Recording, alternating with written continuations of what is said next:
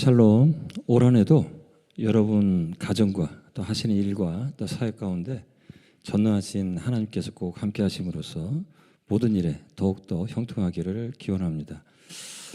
저는 좀 멕시코에서 샌디에고 바로 건너편 동네에 티juana라는 도시가 있어요.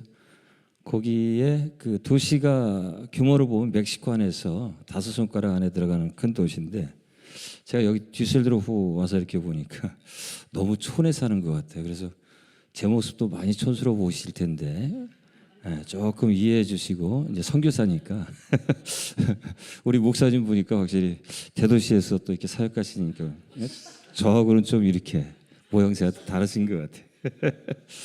그래서 제가 설교도 좀 그래 투박해요. 왜냐하면 제가 한인 설교, 한국어 설교를 이렇게 많이 해보질 않아가지고, 그렇다고 뭐 스페인 설교 잘한다는 것도 아니고요. 그래도 좀 하나님 은혜 가운데 같이 오늘 이제 요나서 이 본문의 말씀을 가지고 여러분과 함께 이 새로운 한 해 더 나은 나를 위한 변화시키는 그 작업을 오늘도 한번 같이 시작해 보기를 원합니다. 자, 이 훌륭한 교회에 와서 뒤셀드로프 은혜 하나님 교회에서 제가 이 촌사람이 우문 같은 질문 2개를 여러분께 드리면서 시작을 해보도록 하겠습니다. 예수 그리스도를 믿으세요? 목소리 이렇게 작지? 네, 우문이었죠. 자, 그러면 그 예수 그리스도 안에서 믿는 그 믿음 가운데 여러분 의로워지고 여러분께서 거듭남을 확신하십니까? 네, 모두 천국 갈 수 있는 거죠. 멀리서 온 선교사가 이 2가지 우문을 여러분께 이제 드린 이유는, 우리가 구원되어질 때 우리가 다 알듯이 소위 말해서 유효한 부르심이라는 하나님의 부르심이 있었기 때문에, effective calling이 있었기 때문에 그 은혜로 우리 가운데 믿음이 만들어지고, 그 믿음 가운데 하나님은 나를 의롭게 여겨 주셔서 나를 새로운 피조물로 우리를 받아들였다는 것은 우리가 이제 기본적인 기독교 교리를 공부할 때 제일 먼저 배우는 것이죠.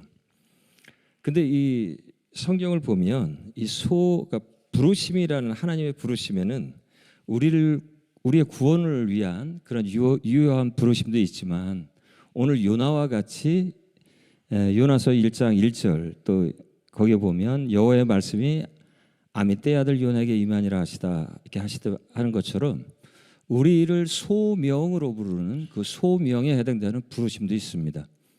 똑같이 이제 콜링이죠.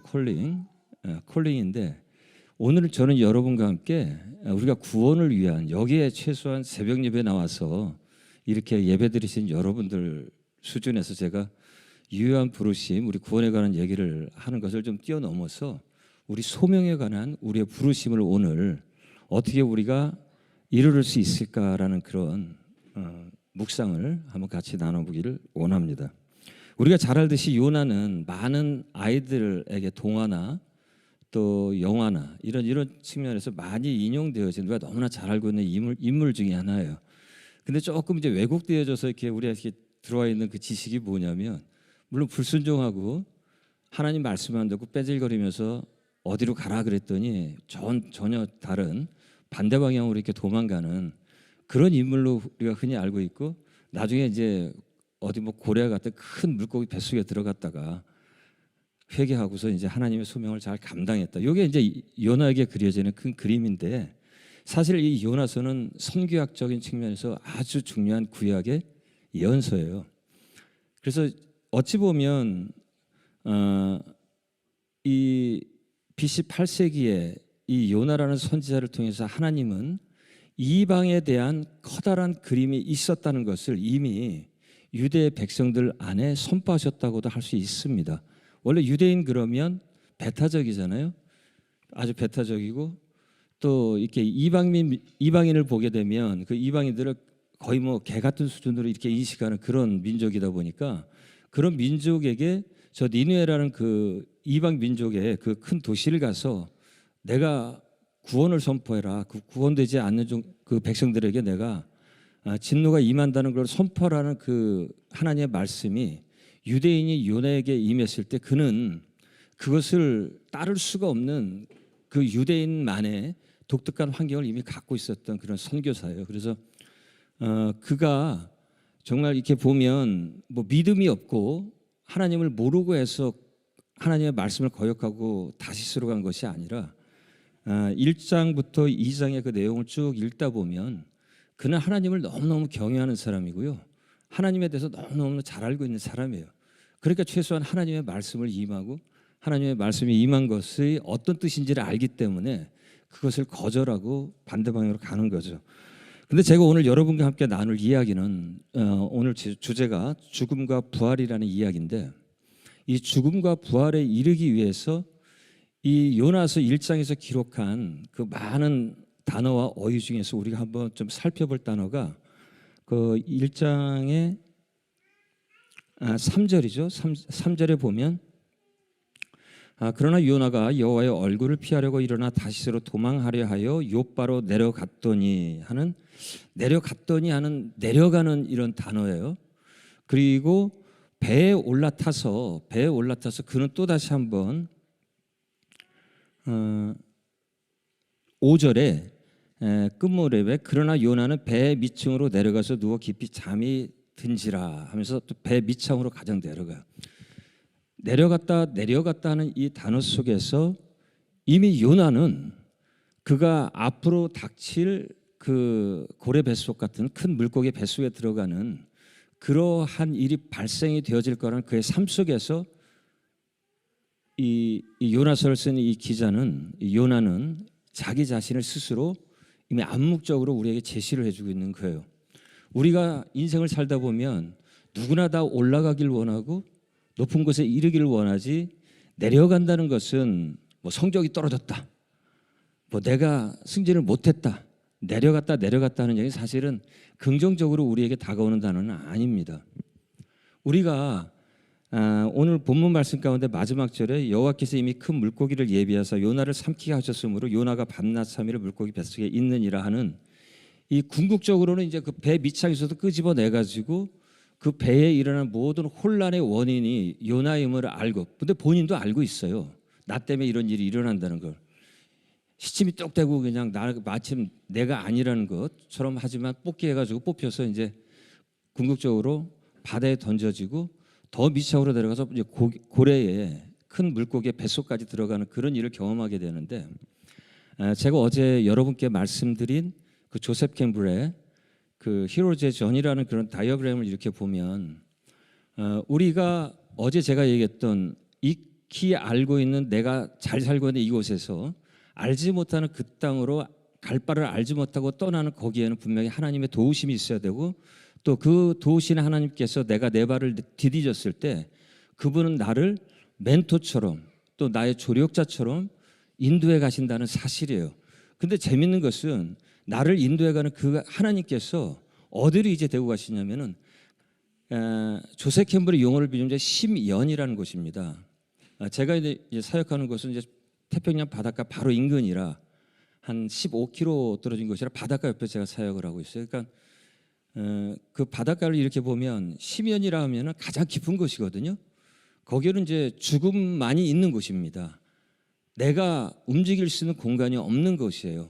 그 심연이라는 것은 그러니까 우리가 이뤄야 될 것은 왜 요나를 하나님께서 집어 던졌을 때 그 뱃속으로 들어가게 됐느냐, 또 3일이라는 단어가 나오는데 그 3일이라는 의미는 무엇일까라고 했을 때 이것을 조금 비유적으로 우리가 해석을 해보면 우리는 우리 자신이 꼼짝달싹 못하는 그런 곳에 이르러야 되고, 이 3일이라는 단어는 이제 숫자로 보는 그 신학 가운데 완전수라고 해서, 그러니까 하나님도 3이지 않습니까? 그래서 완전수라고 해서 3일이라는 게 3일인지 30일인지 3년인지 모르지만 하여튼 그는 그 안에서 이 3일이란 이 기간 동안에 완전하게 변화되었다, 완전하게 죽었다는 것을 의미하는 구절이에요.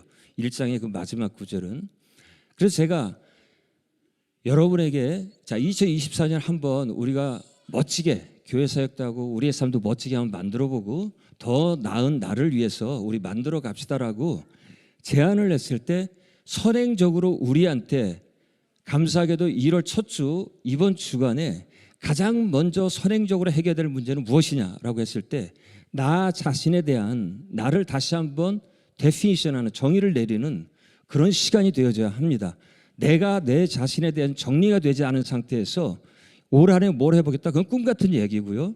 작년하고 다를 바 없는 올 한 해가 분명히 진행될 것이고, 내가 이 순간에 잘났든 못났든 작년 2023년을 기반으로 해서 작년보다 더 나은 올해를 만들기 위해서는 반드시 나는 작년을 되돌아봐야 되고, 작년에 내가 어떤 모습이었는지 그거보다 더 나은 모습으로 만들지 않으면 우리는 올 한 해 나는 더 잘 될 거야, 더 나아질 거야라고 하는 것은 그냥 구호에 그칠 뿐인 것이고, 실제 그것이 우리의 삶 가운데 미치는 영향이 극히 미미할 거라고 저는 생각을 해요. 그러나 내가 작년에 성공을 했든 성공하지 못했든 그걸 다 잊고 이제 다 내려놓고, 나는 올 한 해 1월 2일 올 한 해 시작하는 오늘 이 화요일 이 아침에 내가 기도를 통해서 나의 모습 가운데 하나님께서 정말 요나처럼 하나님의 십자가 안에서 내가 죽고 다시 부활하는 그 사건이 오늘 이 순간 나한테는 임하게 해주시고, 그 부활된 새 생명 가운데, 새 능력 가운데 올 한 해 잘 감당해 주셔야 하는 그러한 기도가 오늘 함께 설교 마치고 기도하는 시간에 여러분과 함께 나누기를 진심으로 제가 원합니다. 자, 이렇게 3일 밤낮을 들어가고 고래 뱃속을 들어갔어요. 자, 2장에 오늘 목사님께서 읽어주신 본문 말씀처럼 요나의 기도가 들어가 있어요. 하나님을 너무너무 잘하는 사람이죠. 근데 그 뱃속이라는 거, 우리 이제 요나의 뱃속 그러면 우리는 그냥 뭐 아주 안락하고 좋은 곳이라고 이렇게 뭐 생각하지는 않겠지만은 그것이 어떠한지는 별로 생각을 해보지 않으셨을 거예요.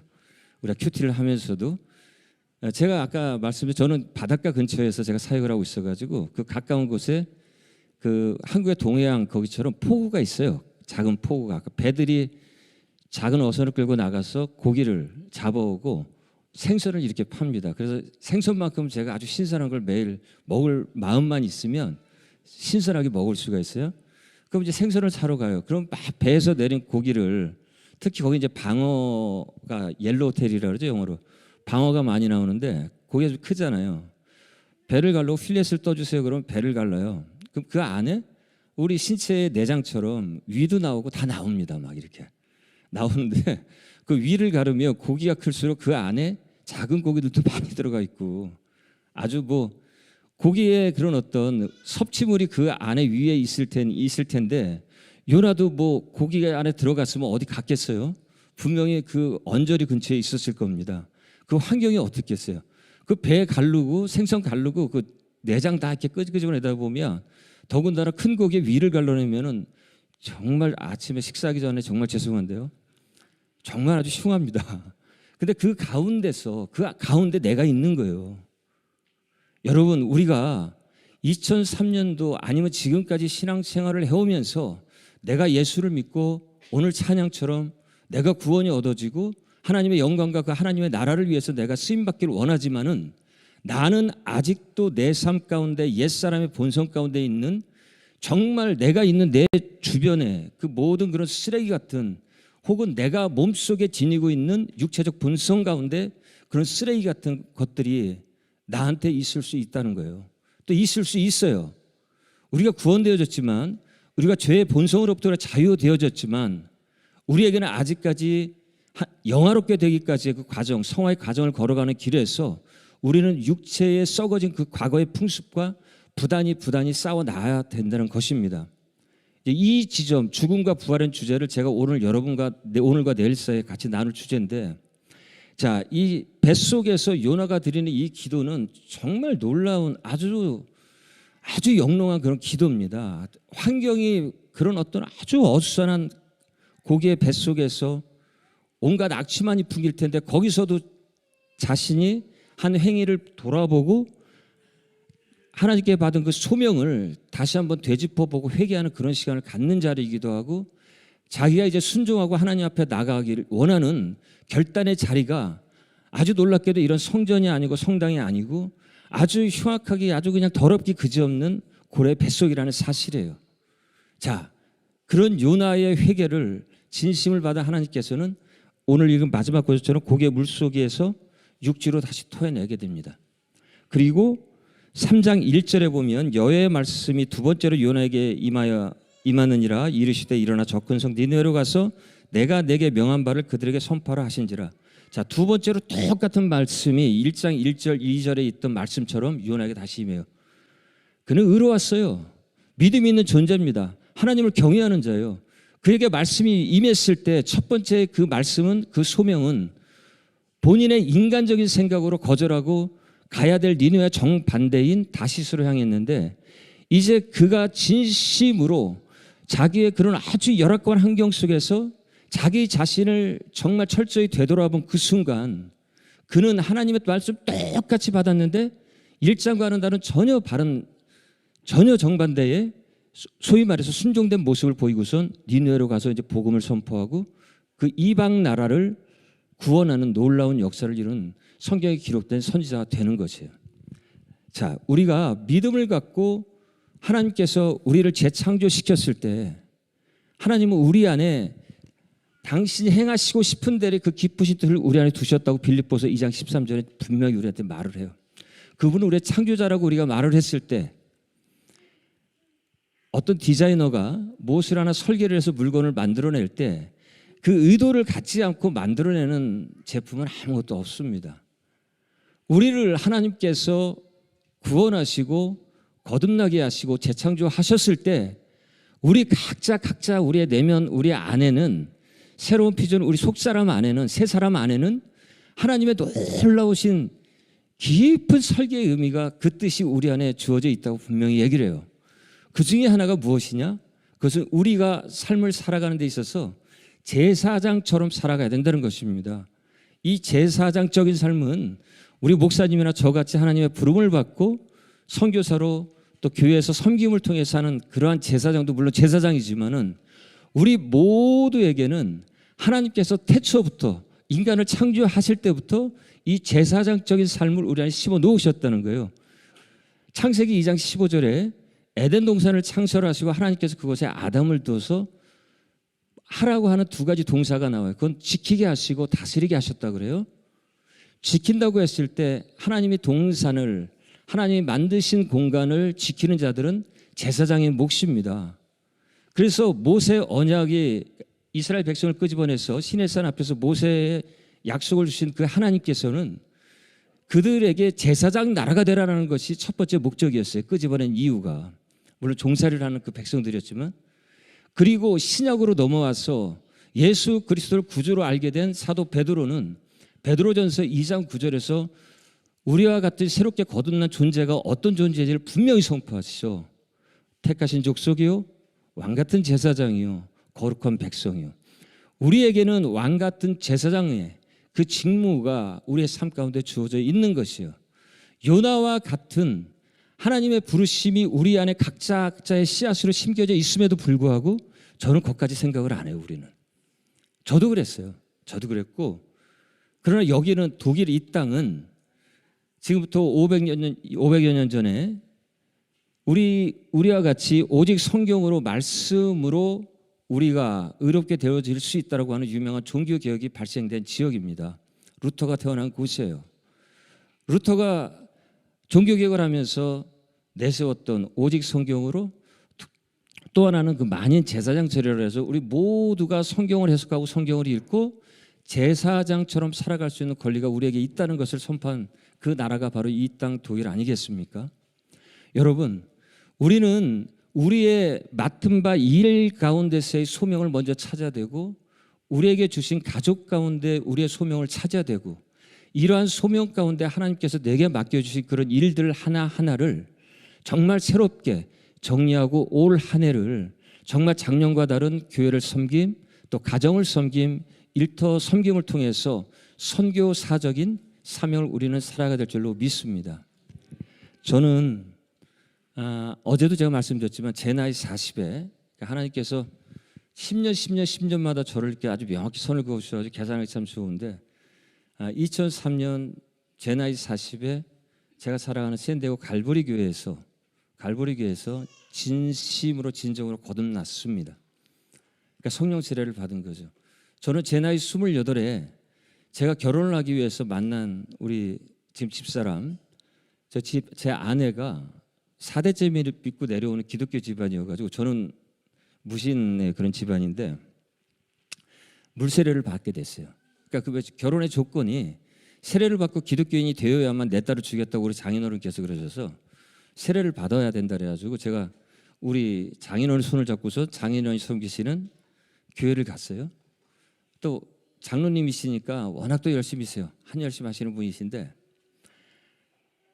뭐 목사님이 몇 개 물어보는데 제가 고등학교 때 잠시 한 6개월간 친구 따라 강남 간다 교회를 다닌 적이 있어가지고 뭐 기본적으로 뭐 예수가 죽으셨다 3일 만에 살아나셨다 또 그분을 믿으면 뭐 의롭게 된다 그런 적인 교리는 머릿속에 있어서 간단하게 교리 문답을 통해서 제가 물세례를 받고 이제 결혼을 하게 됐는데 그때 목사님이 물었던 얘기가 아주 심플해요. 예수를 믿습니까? 네. 거듭남을 믿습니까? 네. 교인이 되시겠습니까? 네. 뭐 노라 그러면은 아니오라고 그러면 결혼이 안 되니까 그냥 예예 했어요. 자, 제 마음 가운데 과연 아까 제가 말씀드린 유효한 부르심이 제 안에 있었을까요? 그 당시에? 몰라요. 근데 저는 좀 알아요. 전혀 상관없었어요. 하나님하고. 결혼이 목적이었기 때문에 지금 목사님 앞에서는 이 교리문답이 저하고는 아무런 상관이 없었고요. 목사님께서 내게 베풀으시는 물세례가 장로교단이라 간단하게 이렇게 침례가 아닌 물세례로 저에게 주셨는데 전혀 저는 기독교인이 될 조건이 전혀 없었어요.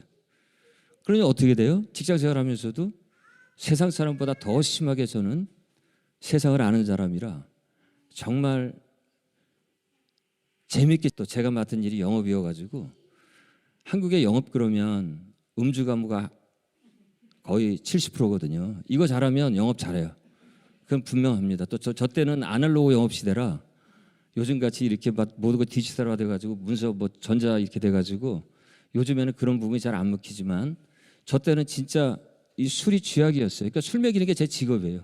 그게 50%입니다. 그래서 정말 사람 접대하고 다니고 미국에 와서도 그렇게 제가 주재원으로 미국으로 나왔었는데 그렇게 영업을 하고 다녔어요. 외국 기업에서도.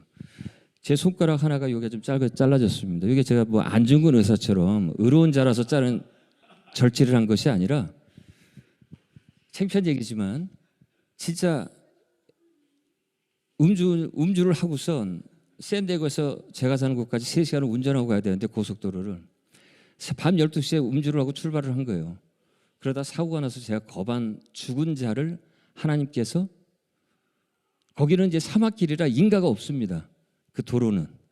근데 지나고 나서 보니 거기 진짜 대관령 같은 1200m 고지에서 해발 제로 사막까지 내려오는 그런 고갯길이 있는데 바위산 고갯길이 있는데 거기를 제가 그 취중에 어떻게 운전하고 내려갔는지 모르겠어요. 근데 이제 새벽 2시쯤에 졸음도 오고 취한 데다가 뻥 뚫린 사막길이 약간 슬라이드된 데서 제가 사고가 났는데 저는 제가 눈을 뜬 순간 제가 어디 있었냐면 눈을 딱 떴는데 천사가 저한테 이렇게 와 있는 것이 아니고 예수님이 와 있는 것이 아니고 경찰 둘이 병원 응급실에서 나만 깨어날 기다렸다가 혈중 거기는 이제 후 불어서는 그거는 저기 뭐야 그 법정이 증거가 되지 않기 때문에 꼭 혈중 알코올을 채취를 하는데 경찰 둘이 너는 네 하나님께 감사해야 돼 그러면서 피 뽑아도 되냐고 그래. 그래서 뽑아라 그러고선 제가 처음으로 DUI라고 그래가지고 음주운전 그 범죄를 저질렀어요 그때. 근데 죽었다 살리신 그 하나님 너무나 감사해서 저희 교회 목사님이 저한테 왔을 때 제가 이제부터 진짜 교회 잘 섬기고 나중에 제가 돈 좀 벌면 꼭 교회 예배당 하나 쳐놓고 저는 천국에 가겠습니다라고 내 입으로 우리 목사님한테 이렇게 얘기를 했어요. 선교사 되겠다는 얘기 안 했거든요. 교회 하나 쳐놓고 건물 쳐놓고 돈 벌어서 가겠습니다라고. 그러고서 이제 한동안 제가 은혜 가운데 제가 술 담배 끊고 잘 지냈는데 제가 다시 이제 샌디에고로 넘어오면서 이제 직장을 그만두고 개인 사업을 하면서 또 한 번 저는 DUI로 체포가 돼요. 잡혔어요. 그래서 그때는 이제 구치소까지 들어갔었는데 그 구치소에 들어가서 나와서 저기 형을 받고 그것을 지우기 위해서 뭐 트래픽 스쿨도 가야 되고 가서 해야 될 것이 여러 가지가 있습니다. 그때 우리 교회 갈보리 교회에서 여러분들도 하실지 모르겠는데 그레이스 인카운터라고 첫 그 기수가 열리게 되어서 제가 그 그레이스 인카운터에 캔디로 들어가게 됐어요. 그러니까 운전도 금지가 되고 그 바른 벌을 이렇게 지어 나가는 그런 과정 속에서, 근데 하나님은 너무 참 묘하시게도 저의 강팍한 마음을 아셔서 그런지 몰라도 제가 제 이성적 논리에 굴복을 해서 사실 그 그레이스 인카운트에 등록을 하게 됐습니다. 왜냐하면 저는 그때 이제 사업도 시작을 하고 있어가지고 되게 바빴는데, 또 제가 일하는 제 회사가 샌디에고에서 2시간 거리에 있어가지고 쉽게 왔다 갔다 할 수 있는 거리도 아닌데, 그래서 못하겠다고 처음에 거절을 했어요. 근데 저는 그때는 기도하는 사람이 아니었는데도 불구하고 제 마음에 제 이성적으로 무슨 울림이었냐면, 아니 너는 네 세상에 벌을 받아가지고 그거를 지우기 위해서 네 돈 써가면서 교육도 받고 네 돈 써가면서 그런 행위들을 해가 나가는데, 내가 너한테 하나님께서 나한테 은혜를 부어주겠다고 하는 이 프로그램에 네가 오지 못할 이유가 무엇이냐라고 제가 스스로 자문을 했을 때 거기에 대한 답을 제가 할 수가 없었어요. 그래서 제가 우리 구역장을 통해서 등록 신청을 하게 되고, 그 그레이스 인카운터를 하는 과정 속에 성령의 밤이라고 하는 8주짜 지난 그 기억이라고 하는데, 그 당시에 저희는 이제 1박 2일로 기도원을 들어갔습니다. 그거 할 때. 거기서 제가 소위 말하는 성령님을 만난 거예요. 그것도 제일 끝자락에서 1박 2일 뭐 매 시간마다 강의가 끝나면 기도하고 강의 끝나면 기도하는데, 나보다 못난 사람들인 것 같은데 다 방언하고 막 죄송합니다. 막 널브러지고 난리가 난 거예요. 막 그냥. 나는 저 사람보다도 난 것 같고 뭐 못날 거 없는 것 같은데 나한테는 안 되는 거예요. 그게 일부러 랄랄랄라 해보려고 그러고 랄랄라도 안 되고. 그래가지고 그냥 하룻밤 자고 다음날 강의 3개 남았는데 첫 번째, 두 번째, 마지막 강의니까 그때도 또 안 됐어요. 그래서 내가 마지막 강의 들어가서 이거 끝나면 이제 밥 먹고 내려가야 되는데, 남들 다 은혜 받고 내려갔는데 저는 저 별것도 아닌 것 같은데 방언하는 게 왜 저거 나가 안 되지? 너무 희한해가지고 우리 그 리더한테 집사님 어떻게 하면 제가 될까요? 그랬더니 집사님 다 레디가 된 것 같은데 한번 사랑한다고 고백을 해보래요. 성령님 사랑합니다. 주님 사랑하니까 저한테 좀 오십시오라고 초대를 한번 해보려는 거예요. 연애할 때 이렇게 아가씨 초대할 때 그때처럼. 그럼 되는 거예요. 그렇게 해보래요. 그래서 이제 마지막 강의가 끝나고 마지막 기도 시간에, 근데 그게 마지막이라는 게 참 절묘합니다. 제 마음에 간절함이 있었던 것 같아요. 정말 제가 사랑을 고백했어요. 주님, 저 사랑하는데 저 내려가기 전에 주님 만났으면 좋겠다고.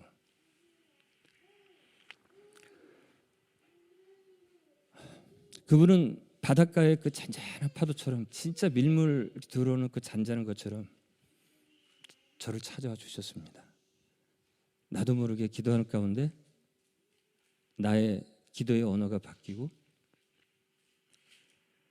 거기서 제가 비로소 진정으로 10여 년 전에 결혼을 위해서 목사님 앞에서 당신은 죄인입니까 했던 그 예스의 마음에도 없는 그 예스가 아니라, 저는 이렇게 주님 제일 먼저 내뱉었던 일성이, 주님 저는 죄인이었습니다 했습니다. 성령으로 거듭난 그날이죠. 끝나고 밥 먹고 집을 내려오는데, 그 당시 저희 집사람이 잠시 한국에 나가 있었어요. 너무 신기한 거예요. 그리고 방언을 또 이게 기도를 안 하면 또 까먹을 거 가져가실 것 같아가지고, 기도도 평소에 5분도 안 하던 제가 기도를 하기 시작을 합니다. 막 너무 재밌는 거예요. 이게 우리 집사람이 일주일 뒤에 왔어요. 제가 담배하고 술을 좋아하니까 당연히 사올 선물도 듀티프리 샵에서 구입한 제가 좋아하는 모 위스키와 모 담배를 사갖고 왔어요. 여보 이거 필요 없으니까 다 버리세요. 뭔 얘기냐, 이게 얼마짜리인데. 버리세요. 제 신앙의 세관은 그렇게 시작이 됐어요. 근데 그게 완전히 시작점이었죠. 우여곡절 많고.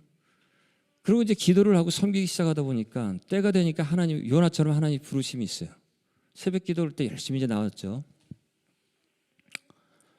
기도를 하는데 어느 날 내가 너를 쓰겠다는 음성이 들리는 거야. 내적 음성이. 이게 뭐야? 다음 날 또 기도하는데 내가 너를 쓰겠다. 받아대는 거예요. 이제 내 기도할 간구할 제목도 많은데, 내가 너를 보는 목사님, 보는 선교사님마다 하는 얘기가 기도해 주시면서 집사님은 준비하셔야 되겠습니다. 뭘 준비해요? 신학 준비하셔야겠다. 저는 알고는 있었지만 싫었어요. 왜냐면 그때는 제가 사업이 무너지고 제가 운영하던 회사가 문을 닫게 되고 해가지고 되게 경제적으로 어려웠던 거라 실패한 저의 모습을 가지고 하나님이 쓰시겠다고 하는 그 자체가 너무 싫었어요. 인간적인 생각에. 그래서 일부러 반대로 가면서 저는 기도를 했죠. 하나님, 제가 사업하던 사람 아닙니까? 제가 저한테 사업 한번 맡겨주시면 잘할 것 같은데 저한테 좀 성공한 모습을 보여주고 부르셔도 늦지 않으시니까 1년이고 2년이고 제 기도 제목 들어주시고 성공한다면 저를 불러주세요. 저 멋지게 한번 주님 앞에 진짜 신실하게 주의 종의 모습 멋지게 한번 갈 테니까 멋지게 해주세요. 근데 그건 제 생각이었던 것 같아요. 안 열어주세요. 안 열어주세요. 그래서 겁이 나서 사업 계획을 주고 이거를 해주시면 제가 응답을 주시면 제가 가겠습니다 하고 그냥 땡깡을 부리기 시작을 했죠. 근데 하나님은 기도에 응답을 해주세요. 그것이 좋고 나쁨을 떠나서 부르짖는 내 기도에서 야 내가 들어주는 거 봤지라는 거 명확히 보여주십니다. 그리고서 딱 때가 되면 또 닫고 하면서 그렇게 1년을 지나면서 제가 됐습니다. 이제 갈게요 그러면서 저도 이제 신학교에 등록을 했죠. 근데 너무 멀어서 등록한 신학교가 여기 제가 어제 우리 목사님 말씀 들으니까 은혜신학교 공부하시는 분들 은혜신학교를 제가 저희 교단이기 때문에 저도 은혜신학교 수업을 1년간 들었다가 그 당시에 통신으로 하는 게 너무 힘들어가지고 제가 이제 드랍을 했어요. 그리고 또 부르심이 있는데 제가 응하지는 않았습니다. 그러다가 때가 돼서 부르심이 있은 지 5년이 지나서 저는 요나처럼 이제 순종을 하고 신학교에 들어가서 우리 목사님과 같이 한때 같이 이렇게 같은 학교에서 공부 좀 하다가 4년 잘 마치고 저는 또 선교사로 갈 생각이 없었어요. 이제 신학까지 다 공부했으니까 하나님 이제 사업 주시면 제가 이제 그 돈 벌어서 하나님 멋지게 영화롭게 해드리고 갈 테니까 저를 그렇게 써주셨는데 또 그것도 제 생각이었더라고요. 그래서 결국 신학교 마치고 이제 이 부분은 제가 내일 간증을 좀 드릴게요. 오늘 시간이 돼서 그 신학교를 마치고 제가 말씀한 10년 전 2014년 1월 1일 짐가방 2개 들고 멕시코라는 곳을 원래 멕시코는 저에게 익숙한 곳이고 제가 사업을 했던 곳이고 그런 곳이기 때문에 티와나를 향해서 제가 서울에서 떠나서 선교사로 첫 발을 풀타임으로 내딛게 됐습니다. 근데 저는 선교사로 하기 전에 불순종은 했지만 신학하기 직전부터 평신도로서 멕시코 재활원에서 제가 봉사를 했었어요. 설교하면서 복음 전하고 그러니까 평신도로서 그러니까 우리에게는 그 하나님의 씨앗이 분명히 심겨져 있습니다. 근데 그것을 이루느냐 못 이루느냐는 제가 우리들의 생각, 내 생각을 온전히 다 내려놓고 정말 주님께서 내 안에서 역사하게 하실 때 그 길이 그 뜻이 보이는 것이지 우리 인간적인 생각, 우리 이성을 갖고 있잖아요. 알고는 있어요. 하나님 나를 분명히 이성적으로 알고 있지만 내가 계산하는 내 생각과 내 뜻대로 한다는 것은 그것은 나의 일이기 때문에 하나님은 결코 그 내 생각과 내 뜻대로 그걸 열어주시지 않습니다. 그분의 생각은 우리보다 높다고 이야기를 해요. 또 그분의 생각은 어느 정도 많냐? 바닷가에 모래알 만큼 많다고 하십니다. 제가 이렇게 좀 바닷가 비치에 가서 모래 한 움큼 잡았어요. 여기 모래가 몇 개 있게요? 셀 수 없을 만큼 많아요. 요만큼인데. 근데 그분의 생각은 바닷가에 모래보다도 많다고 하는 거예요. 여러분, 저나 여러분이 인간적 능력을 가지고 무엇을 하려고 했을 때 그런 일들과 우리가 하나님의 능력을 온전히 받고 하나님이 공급해 주시는 하늘 자원을 가지고 내 삶 속에서 무엇을 한다고 했을 때 그 일과 결과는 어떻겠어요? 비교할 수가 없죠. 그분은 전능하신 분이시라고 우리는 고백을 해요. 숫자로 표현할 수 없지만 100점이라고 합시다. 만점, 100점. 자, 그분은 100이에요. 나는 얼마나 될까요? 10, 20? 제 계산으로는 맥시멈 20을 안 넘을 것 같아. 사실 0.00002도 안 될 텐데 그분에 비한 나의 능력은.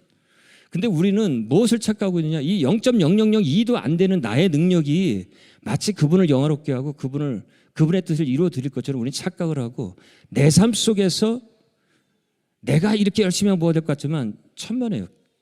크리스천의 라이프는 내 힘 0.00이라는 라이프가 아니에요.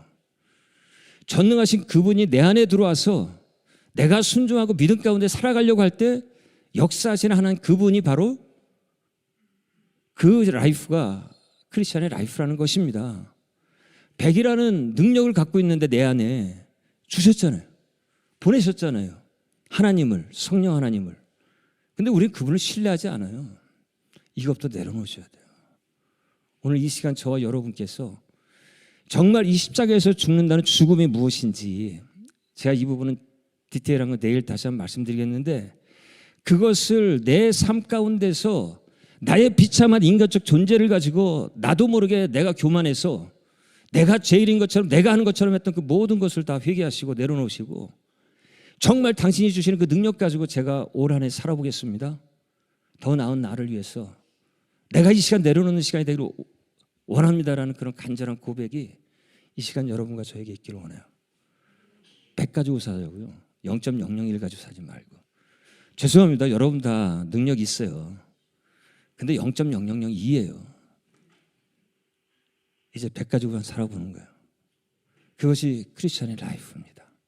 그래야 그분이 하셨다는 걸 제가 고백할 수 있고 간증할 수 있는 것이고요.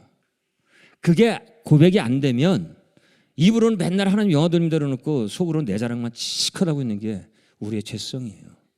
육체예요.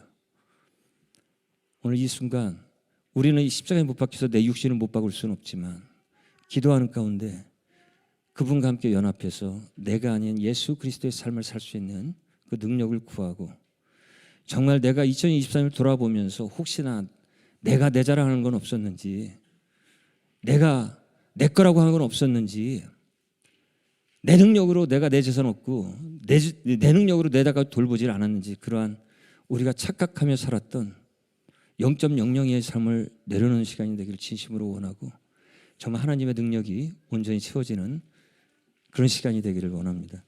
이제 잠시 여러분과 같이 기도를 하기를 원하는데, 제가 부탁 좀 하나 드릴게요. 오늘 돌아가시고 내일 아침 오실 때는 여러분 올해 한번 이렇게 기도하시면서 오늘 기도 제목을 여러분이 또 원하시는 간청 간구가 있으시면 조그만 요런 한 반 정도 사이즈면 될 것 같은데 좀 써가지고 갖고 오세요. 내일 아침에 오실 때 제가 여기에 여러분과 같이 토요일까지 같이 기도하는 시간이 몇 번은 안 되지만 같이 있는데, 제가 돌아가서 잠깐 이제 한국 들어갔다 다시 또 이제 사역지로 나갈 텐데, 기도하는 시간에 여러분께서, 저는 우리 성도들한테도 이거 얘기를 안 해요.